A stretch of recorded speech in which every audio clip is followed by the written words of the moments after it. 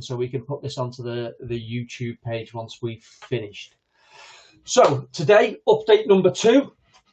We've got a few different bits and pieces that we're going to be looking at. First question, I just need to check that you can hear me. So if you can just vote away to let me know that you can hear me, and then I can carry on and get the session boxed off. Again, okay, so at the minute we can see we've got 28 votes who can and 1 that can't. So the one, it's likely an isolated problem that you've got. So just message Dawn and she'll see whether she can help you if possible.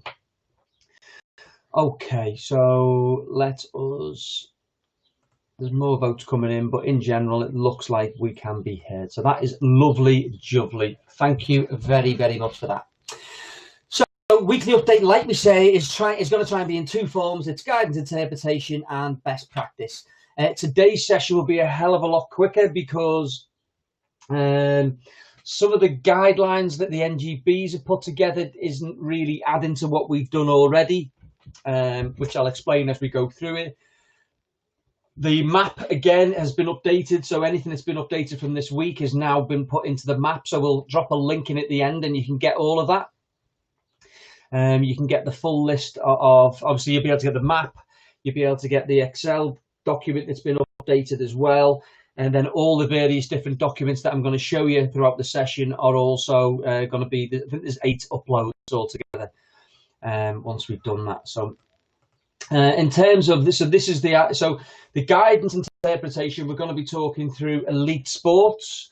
Now, this has somehow confused people because they think, I've had people asking me, well, whether if the PTs are training someone who's quite good at sport, does that count? So hopefully we can alleviate some of those sorts of problems. And then there's a bit of on the RLSS on information that they're going to need, a bit on the exercise, music and dance, instructor advice. Again, not a great deal in that adds to what we've already done. Lifefitness have put something together, which I'll show you and I'll talk through. And also we have a little bit of stuff from the STA in terms of swimming because they put their guidelines out. And I'm going to explain what's happening with Swim England and Swim Wales and the Institute of Sport and what's happening with their guidelines, which I believe are not coming out until the 15th of March, which is perfect just to give you the least time possible to be able to turn this round. So I'm going to talk you through all these bits and pieces and we're going to go from there. So elite sports. The first question I've been asked is, what is elite sports? How do you determine what is elite sports? So these 4 are the headings that we've got. An individual who derives a living from competing in sports. Premiership footballers, anyone who gets paid for their sort of elite sportism. A senior representative nominated by a relevant governing body. So if the sport and other governing bodies have said this person's on a package or this person's elite, then again, that is sort of part of the definition. A member of the senior training squad for the relevant sport and body, or anyone aged 16 or above and are in an elite development pathway. So they are the 4 reasons or the 4 definitions. I think I did 5 then. So they're the 5 definitions. My camera seems to be stalling a little bit, but obviously, they're the 4 definitions of what that is. Now, elite sport. So this is what you would need in your organisation for elite sport to take place. So you must have an accountable officer who is the person who will be doing all the risk assessments and making sure all the necessary steps available have been done. This person must be a named person in the organisation. There also needs to be a named medical officer. Now, obviously for elite sport, for the likes of, Liverpool or all these amazing teams who've won more European Cups than any other, I'm only joking. So someone like Liverpool, it's easy for them to name a medical officer. When it comes down to sort of sports that maybe don't have the same funding as the likes of the Premiership, then you may not have a named medical officer. If that is the case, you need to speak and check your medical cover. Because your medical cover may not now allow you to be able to do the sport, or it may allow you to do it. So that's something that you're going to check. Any elite sports people that come back, they have to opt in. So they have to say, I opt in, knowing the dangers of getting COVID Again, on the elite sport training guide, they haven't actually given us any information or any guides or any templates to help. They've just they've said there's got to be an opt-in. Now, what that opt-in looks like apparently is going to be down to yourselves, because the government haven't decided yet. I'll show you the document in a second.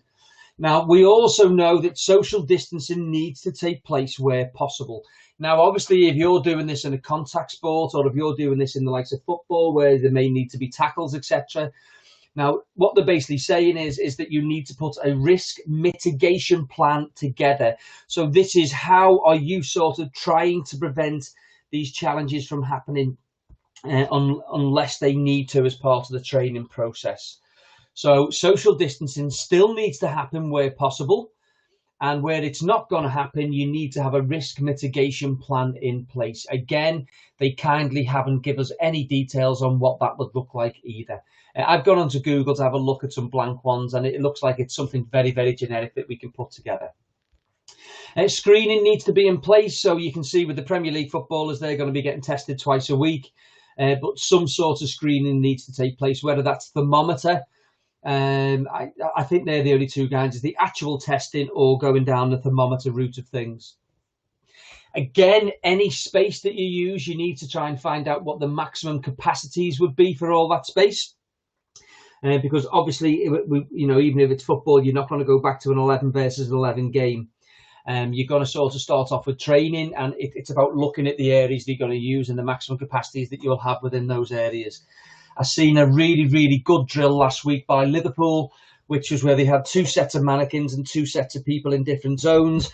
And it's how the pass comes in, they turn, swivel off, and then they pass through the mannequins to get to the next set of people. So what they've done is they've placed the mannequins in where the defenders would be, which allows the forward to still get the ball and turn, etc. But it's how they've mitigated and how they've done that in order to do it. Again, for every zone or every piece of kit that you're using, there needs to be a plan in place of how you're going to clean all that equipment. Now, I should imagine elite sportism, obviously with some of the universities, then obviously they'll definitely have elite sports people in them, but I'm not sure all the leisure centres will as of yet. So that's just an update from in general. Now, I'm going to show you something. So I'm just going to break from this just for 1 second. And I'm going to show you this document here, which is the Exercise, Music and Dance UK Group X Support Pack. So in the download today, this pack is available, so you can download this and have a look. Now, if I'm being honest, there's nothing in this really that we haven't already discussed in the previous meetings.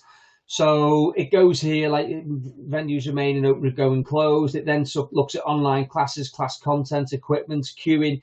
So it goes into a little bit about the individuals and the skills that they would do. The only thing that really stands out that we might not have covered, I'm sure I've mentioned it, but I definitely didn't probably have it written down, is just making sure that your insurance is valid when you first come back. So I went through this whole document, and it starts telling you how to market and how to play and how to social. When it says social distancing classes, it doesn't tell us anything more than what we've already put together.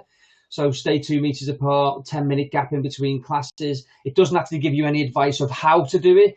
It just says the same stuff that we've already covered. So basically they're leaving it to you, which is very, very nice of them. Again, it goes through like booking systems, timetables, what happens when the venues are open, etc., etc.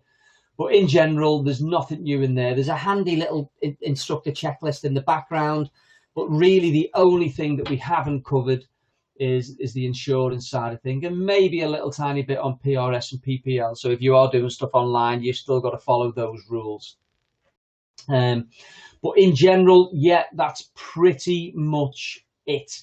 So from the Exercise, Music and Dance, instructors, please make sure that they are insured before they go ahead. Other than that, not a great deal because we've already covered a lot on the exercise side of things. I then went to, so there's another document that's come out that I'm going to give you a copy of. This particular document, again, for some reason, is they try to do preparing the whole facility, the whole guidelines and marketing. And so again, instead of just concentrating on the bit that we need them to do, they try to do everything, which I don't know why they're doing it, but hey, it's fine. So I've gone through the whole of this, and this talks about your air quality, your water. It doesn't actually tell you what to do. It doesn't actually give you any advice of what to do. It just says be careful. There's a little bit on software updates, making sure that you update your kit, especially if it's been turned off for a while. It's very, very generic, the information that you're going to get from this. It says here about social distancing, but then doesn't advise you on how to do it. Again, there's some tutorials and bits and pieces that they've basically put together for us. So there's a few links and bits and pieces in there. Again, even being honest, very, very generic. Some of the posters and things you won't be able to use, because it says things like use your own personal towel, when in reality you're not allowed to use a personal towel. So again, I've gone through this whole thing in terms of, by all means you can have a copy of it, but the things that you really need to concentrate are software updates. You may want to consider putting messages on your kit so it scrolls across the screen, etc., telling people what to do about the cleanliness and what you expect from them. Lifefitness have put this guide together, so although they don't sell any products, as I was informed, they obviously want people to use the right stuff when they're doing the cleaning. So you have this pure green stuff, which is, again, it's basically in here saying what it cleans, what it doesn't clean. So there's a little star by coronavirus. At the minute, there was something done by PewTag and a few others who have said it should kill off the virus. Now, should and will are totally different, which is why you'll see anything like this will have a little star next to coronavirus, because most of them haven't physically checked whether it does kill off that particular thing. And the fact that it kills off most viruses is what they're hoping for, that this will work. But what it basically says here, you've got this spray, you've got these wipes, and using mild soap and water. There's some other things that have been tested here, and obviously it sort of tells you whether they're clean or whether they're not clean, etc., whether they're going to scratch your, whether it's going to affect the metals, etc., etc. Now, they have kindly put together a cleaning demo. I'm not sure what year this was put together. It doesn't look like it was put together for COVID. It looks like it was put together. I don't know whether you can hear that. There's a really cheesy overview. But what this basically does, it gives you a guide to train your staff. So this is no good whatsoever for customers. It's no good whatsoever for customers, but it is good for training your staff. And like I said, what it does, it tells you what kit to use, it tells you the bits you want to spray, and it tells you, advise you how and what to do. So this could stop every single one of you organisations needing to create this video. And like I said, I get the feeling from the look of his trainees, this was done in about 1980. But hey, they've put it into their COVID marketing. So thank you very much for that, Lifefitness, for giving us something that we can all use, which is extremely handy. So in terms of all the fitness kits, going through the whole manual, you won't get any advice on how to use individual pieces of kit and how much space they need, because they didn't think you needed that. They've just gone generic and said keep it 2 meters from touch points. So I think we covered most of that last week in the fact that if you have plate loaded, you'd need 2 meters from where the plates go on as well as where you sit. And most other pieces of kit, it's going to be really from where you sit on. Again, they haven't done any advice on, imagine I've got a list of 5 bikes in the row. It may be that you get on one side of the bike and you get off the other side of the bike, but it's only going to be on your instruction, because the likes of Lifefitness haven't actually give you any advice or how to do anything. They're just basically regurgitating the PHE's guidelines. And you'll also find their document was produced for America, and they've done a few little tweaks for the UK. But at least they've got one, and at least we've got one out there, which is better than nothing-ish. But yeah, that's all good. I also got a guide from the Swim Teachers Association, from the STA. Theirs is out now. I've been getting asked left, right and centre for information regarding pools and swimming. Now, I am so made up the STA have put something out there, because it does answer some of the questions. I have spoken to the Institute of Swimming and the Swim England, and their guidelines are basically going to be out on the 15th of June, which will give you 3 weeks only to get open if you have to open on the 4th of July. I know everyone's trying to push back from that date, but I don't know whether you felt the vibe that's kicking in. Last month, it was all about, right, we've got to push it back as far as we can. And now it seems to be there's a massive push by the likes of UK Active, etc., to get us ready as quick as we can. Yeah, I'm getting a vibe from it, but I'm a little bit worried that the likes of the swimming information is only coming out with the least amount of time possible to get it open. So I do thank for this. A couple of things that you might want to take into account for your swim teachers is how will they clock in and clock out? How are they going to wash their hands and keep themselves clean? So are you going to provide a hand gel for them so they can do that? And when they come onto poolside, obviously minimum belongings is paramount. It's key. So just a water bottle and a towel for them if that's what they want. There's a little bit in the guide that basically says if you've got some children from the same house, you might want to try and put them in the same group. So even though you might get them to do slightly different things because they might be at different levels, just putting them together might mean that you're not breaking it into two different worries if they did have corona, or another chance of getting corona for them. For the early classes, sorry, let me go back to that. For the earlier classes where the kids are really small, you may consider only because obviously that's the nightmare class. So where they're really, really small and they're going to struggle to do social distancing, it may be something where you may ask the parents to get into the pool with them, and then the parents will then be responsible for the social distancing that happens. And you may want to consider using sink discs or dive rings so people know where in the pool you want them to go. Now, obviously, determining maximum capacity. So there's a little guide here on how to do that. So it just explains how much space you would have, and it gives you a 25 metre by 12.5 metre pool. Is 312 meters squared. Divide that by the 3.14, and it means that 99 people would be allowed in a pool of that size as long as there was no flumes or slides or anything else kicking into that. So again, that's really, really good information in terms of trying to find out the capacity levels. Now, I know that the Swim England and Sports Institute have said that some of their guidelines may be slightly different. Now, I'm not sure which ones, and they haven't told us anything. So I think you best plan with something than nothing. So please use this until they update you, if that's the case. And as I say, if you need to speak to the STA, I'm sure they're happy to speak to anyone. I know that they've had a hell of a lot of people speaking to them since they put this document out, as it's the only sporting guide available at the moment in terms of swimming. So thank you very much for that, STA. So in here, this is the RLSS. So there's a few different things. There's a guide in here to show you how you do no contact, which is talking and using the whistle. There's low contact where you'll use the sort of torpedo buoy, and there's high contact where you're physically in the pool. Obviously, where possible, we want to avoid high contact, but that's fine. There's also suggested PPE here, and again, the face mask, you'll see it's starred. So we're following off from the guidance. They're basically saying that you need to have a certain standard of mask, etc., in order before you do it. And also, this is the one thing that people have been really worried about, is what training do I need to give my staff when they come back? So again, once you download this document, or once you download all the documents, the RLSS stuff is in here. And as you can see, it gives you a full breakdown of what to do. I've just tried to pull out the bits that we haven't yet discussed. So you'll see that this training is at the back of that document. So you will get a copy of it. Please don't worry. But in general, yeah, that's where we're at with it. Sorry, I'll go on to the next page.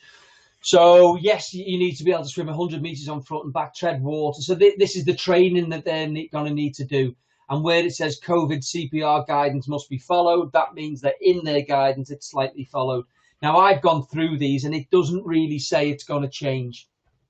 There is the thing that we said where, first of all, for a majority of general first aid, we're not going to do mouth to mouth, but obviously this is for casualties who can't breathe.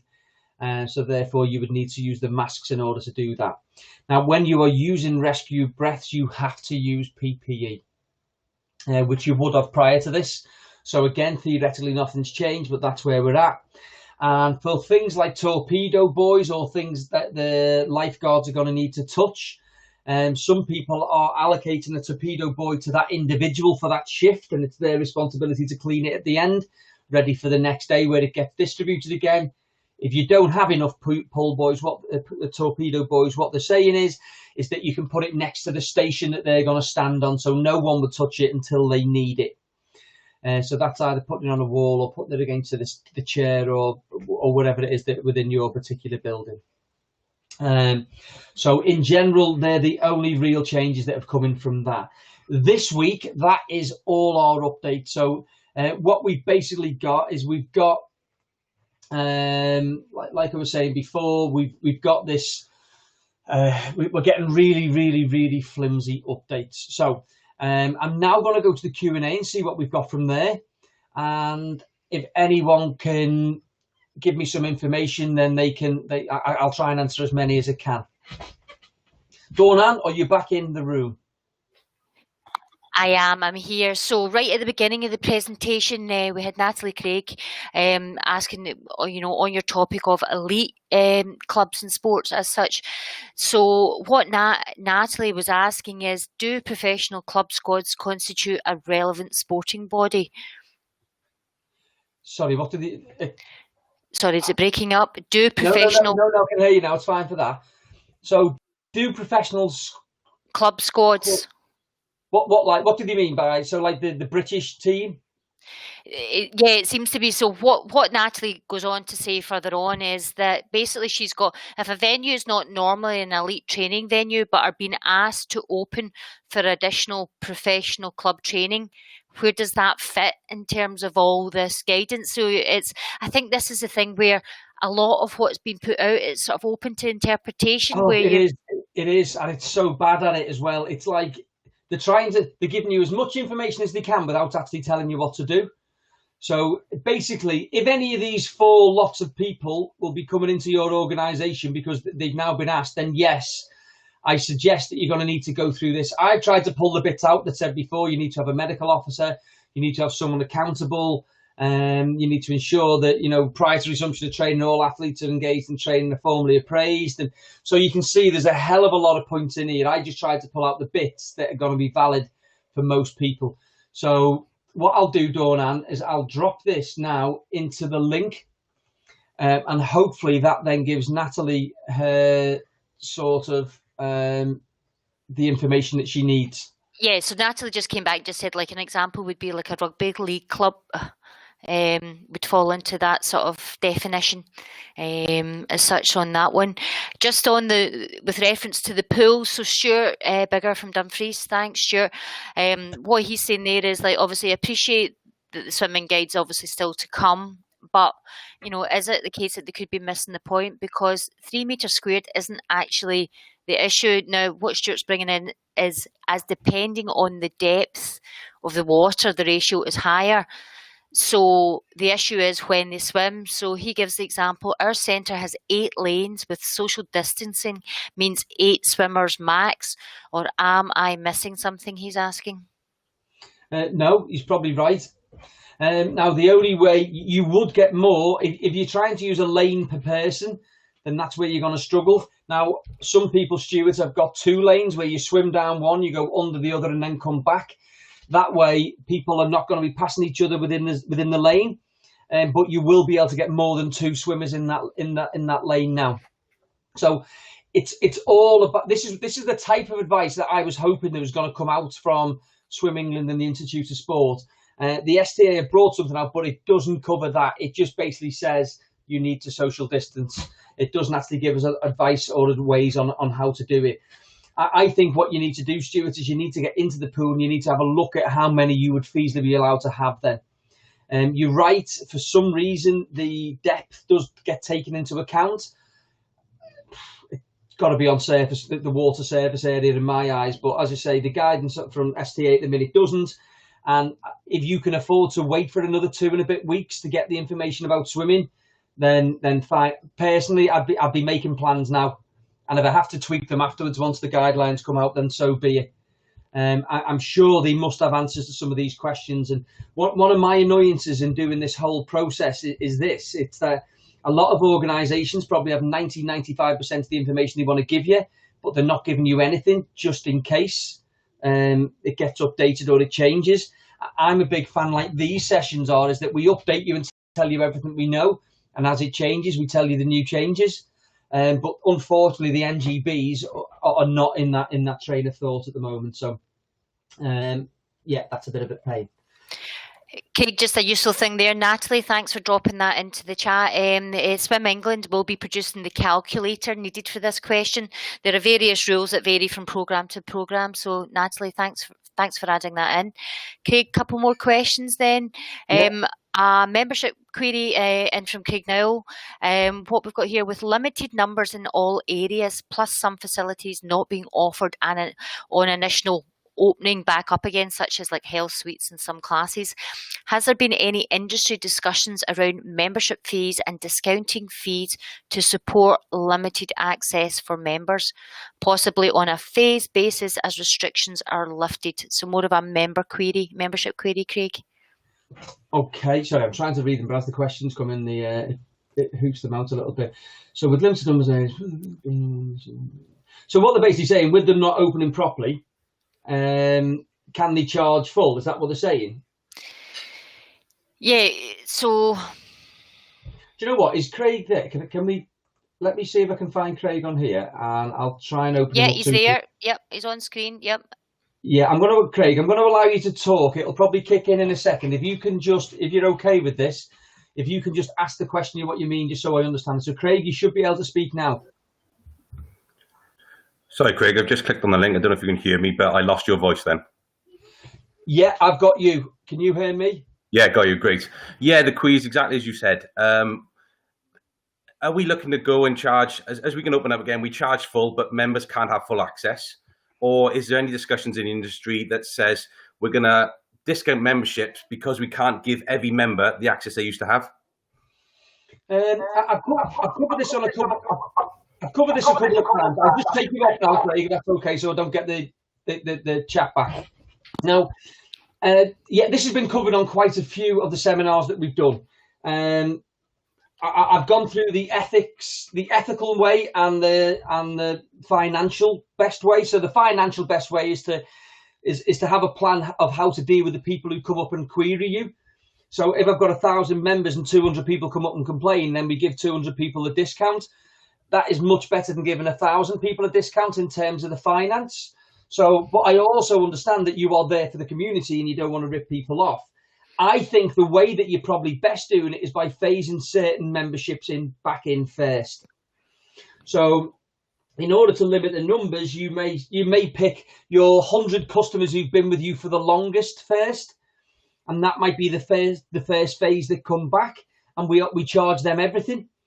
I know some organisations have gone back to people and asked people if they want to unfreeze. We're ready now. Do you want to unfreeze, or are you still a little uncertain? All the ethical ways of doing this are definitely going to lose your revenue, Craig. And that, as I say, that's my worry in a time when revenue's not flying. So it's a really, really big decision to make, but it's one, Craig, that needs to be made now. This is the communication that your customers should already know. They should already know what's going to happen with them financially and what you expect of them. So really good question. Hopefully I've covered it, and hopefully that helps a little bit. Okay, Craig, just moving on to the next one from Kerry Taylor at West Lothian.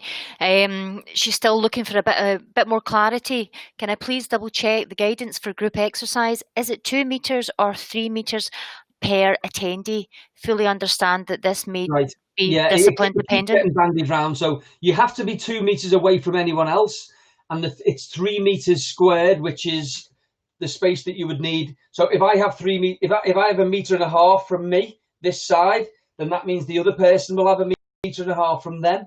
So that's where people are getting confused with the 3 meters squared rule, because it's basically it's half of that. But don't forget, the other person would also have half, which would mean that you would be more than 2 meters anyway. So if you can imagine that there's a circle, and if you half that, I've got 1.5 meters. But as long as that other person's got 1.5 meters, I'm actually going to be 3 meters away from them. But the actual distance that we need to be away is 2 meters. So that's where people are really getting confused. If you drew a circle or walk around with a bubble, you'd be walking around with a 3 meter squared bubble on you. But what you're really needing to set up is 2 meters away from any of the touch points or any place where they would be. So yeah, Kerry, I understand that it keeps getting confused, but it's really the same information. you've got to be 2 meters away from people where possible. And if you give yourself 3 meters squared and the next person gives themselves 3 meters squared, there's an extra bit of safety zone in there, which allows for movement back and forth in classes. Thanks, Craig. So one, a kind of comment from Vicky Kennedy as well as Shan is, I think the aspect to do with the pool as well as the consideration for the changing village, and changing areas, because obviously if you can't have a big number in the changing village, then therefore that could obviously help reduce the number that you have in the pool. And then I think the other thing as well is what Shan's just mentioning about, she's less worried about the pool, but more worried about the changing village. And Australia, Netherlands, people are turning up changed and leave their kit in poolside, and then they leave straight away at the end. Well, I think these were the part of the updates that we gave last week. If people can turn up ready and go home straight away, then that solves the problem. Now, the only other thing I can we also talked last week about when someone books this, we know that person's coming at a certain time. We should, if they are going to use the changing rooms, we should be able to allocate them a locker and say, right, if you use locker 43, you won't be needing anyone else. So, if you've got a pool-only changing room, it solves the problem. They can go in, you can allocate it, and they can do it. If they can come up and not need to get changed, then that's even better. I personally, that is what I would be doing. I would be saying to people, I'm not going to be opening the changing room, so please bring your kids and bring a dressing gown for when they finish, so they can get out nice and warm. But you're right, the changing villages or the changing rooms are what's going to cause, because we don't normally man them. So that means we're leaving it to the customers unless you're going to decide to man them, which you probably not. I think getting people to turn up and not use the changing rooms is the best option where possible. Great, thanks, Craig. Natalie just put in a thing again, just another one on swimming. Club swimming has taken into account the 2 meter rule, and in some cases this will drop to 1 meter depending on the activity, specifically when passing others in the pool. So again, just another sort of reference made there. Any science that you can send along to us so we can understand that would be absolutely brilliant. We know the science behind the 2 meters is I can cough. So when I cough in a pool, how it can only now go 1 meter. I'd love that information. So if you can send that across, Natalie, that would be amazing. And that way we can update people more on that. Great. Corinne Parnell, if we follow Australia and have a 1 to 10 classes outside, should we look to do this in tennis courts, etc., before we open the centres? So again, this is taking exercise to different locations. Yeah, this is the biggest problem that we've got, is we don't live in Australia, so we can't follow their rules. We don't have their weather, so I'd be surprised whether we're going to be as lucky to have our classes outside. So what I'm saying here, at the minute, you can't do it either way.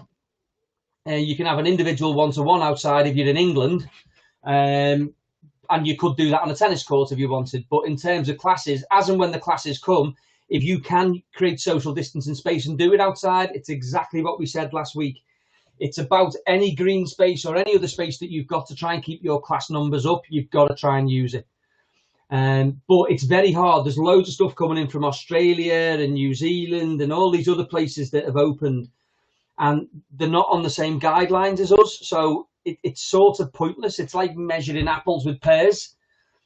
In most of those sites, they've opened up and they've had to wear masks. Well, you don't. So it's very, very hard when people start calling on other countries' rules. I found this at the beginning. It was really, really good to help us create our guide. But it's no point following someone else's guidelines if they're not yours. So, hopefully that helps that, Corinne. This is quite a great one. And from Wayne, is again, please could I ask, what is the best way of identifying the max capacity of the gym fitness suite? So, guys, if any of you are out there and you're doing your planning already, if anybody can send anything in that we can share, or Craig, if you've got anything really to add to it. The problem with this, Dawn, depends on the size of your room that you've got and descends on the type of kit that you've got. Like I was saying before, if I was to draw, this is going to be extremely poor, Dawn, and I can't draw, I'm rubbish. But let's say, for instance, we have a zone that looks like that. It's just a square. then we need the and the touch points are, I'm going to put TP there, and T. So the TP of this particular thing is the 2 touch points on the outside where I need to do it, and also in the middle. I'm trying to get it on the map. So now, if I was going to, I would need to make sure.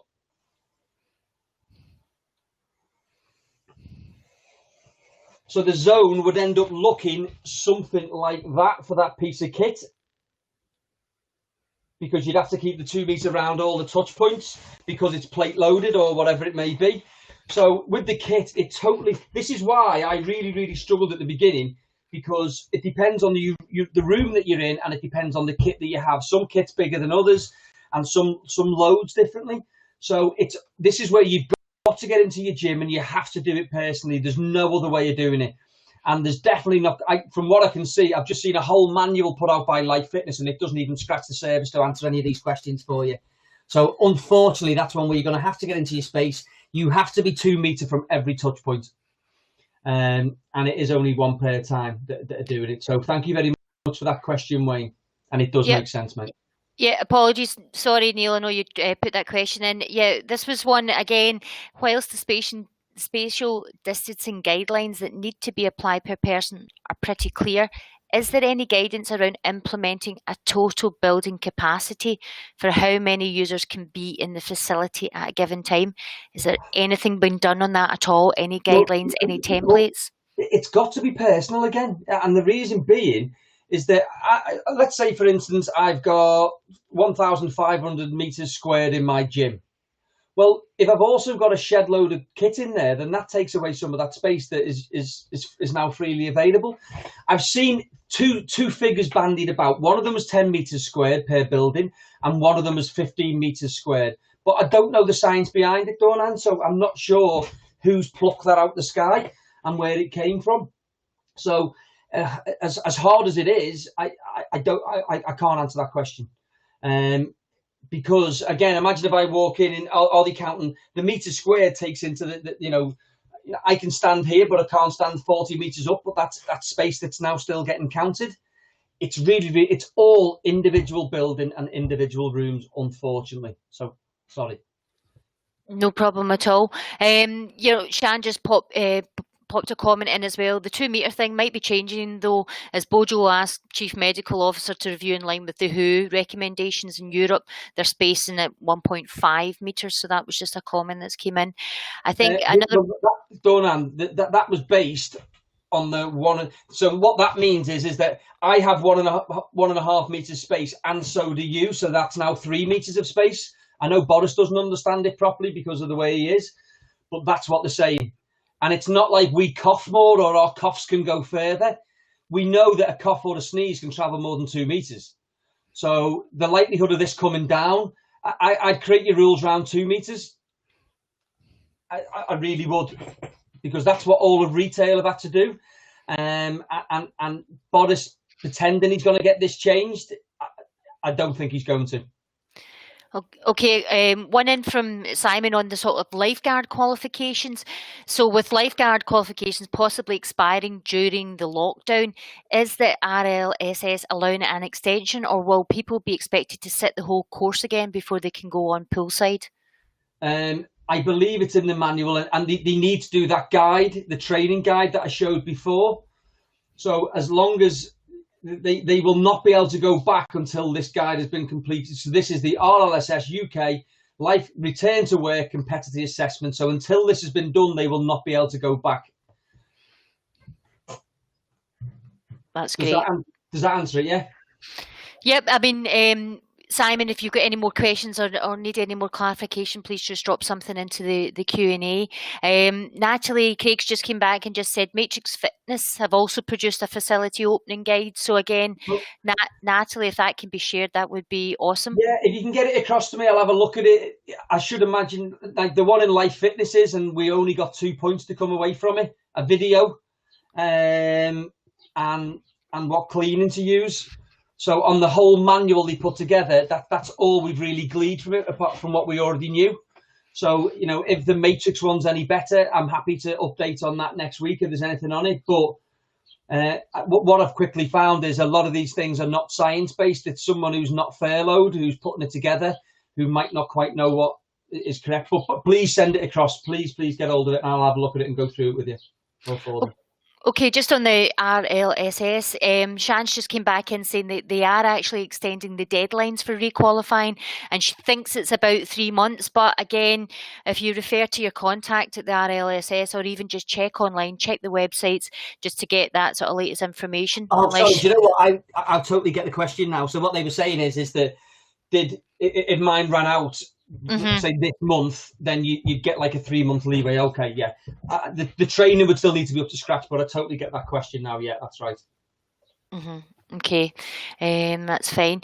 Another one, MPLQ qualifications, IQL, the warding organisation. Yeah, they've been extended by 3 months, so that's absolutely fine. Okay. Well, I'm sure that all these great questions are coming from Natalie, who's from Swim England. So I think it is this afternoon. I'm meeting with Natalie, so I can try and get more of an update. Yeah, Natalie said she's going to have a chat with you then, so I'm sure you two will have lots to talk about. So yeah, what I'm hoping to do from that conversation, I might have more that I can bring into swimming for next week. Because as I say, the STA put something out there, but it's there's a lot of grey. There's a lot of grey. Better than nothing, but a lot of grey. Okay, that's it pretty much for the questions that have came through. Okay, thank you very much, all you lovely people. I hope you've enjoyed the session.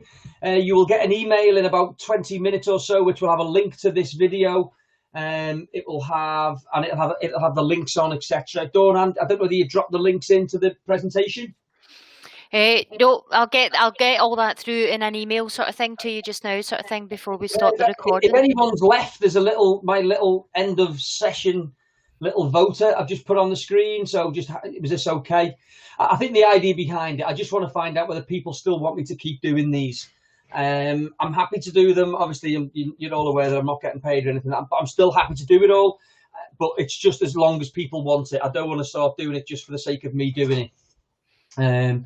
So we can see, obviously we can then find out who likes it and who doesn't, etc. So that is absolutely perfect. So we're still ranking quite high up there at 4.5. So that's quite good. So thank you very much for that. But yeah, what we'll do is we'll send you some information through probably within the next 20 minutes or so. And yeah, we'll go from there. Thank you very much. And I'll speak to you the same time next week.